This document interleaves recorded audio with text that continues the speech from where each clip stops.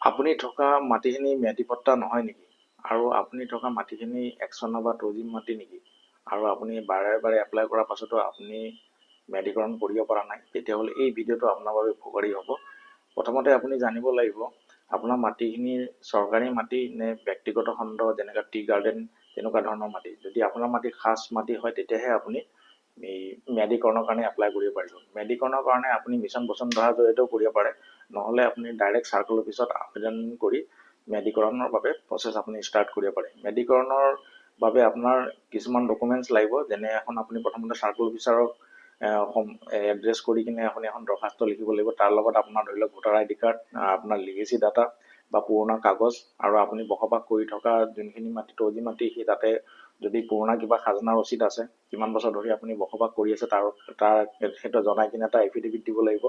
তাৰোপৰি আপোনাৰ আপোনাৰ কমিটিৰ ধৰি লওক গাঁৱৰ যিটো কমিটি থাকে, তেওঁলোকৰ কমিটিৰ জৰিয়তে আপোনাৰ এটা লিখা লিখি কৰি আপুনি জমা দিব পাৰে যে আপোনালোকে ইমান বছৰ ধৰি এই মাটিটোত বসবাস কৰি আছে। উক্ত বস্তুখিনি আপুনি গোটেইখিনি আপুনি চাৰ্কল অফিচত জমা দি কিনে দৰখাস্ত কৰাৰ পিছত আপোনাৰ লাকমণ্ডলৰ জৰিয়তে চাৰ্কল অফিচাৰে আপোনাৰ বস্তুটো তদন্ত কৰি এটা ৰিপৰ্ট আপোনাৰ DC অফিচলৈ পঠাই দিব। তাৰপিছত DC অফিচত লেণ্ড এডভাইজাৰী বৰ্ডে বিবেচনা কৰিব যে আপোনাৰ সঁচাকৈ আপোনাৰ এলটমেণ্ট দিয়া হ'ব নে নহ'ব। তাৰপিছত যদি আপোনাৰ যদি সকলো ডকুমেণ্টছ বা অ'কে থকা হয়, তেতিয়াহ'লে আপোনাৰ এলটমেণ্ট আপুনি পাই যাব, আৰু তেনেকৈ আপোনাৰ মাটিটো 1 চনৰ মাটিৰ পৰা ম্যাদীকৰণ আপোনাৰ হৈ যাব। গতিকে নিজৰ অধিকাৰটো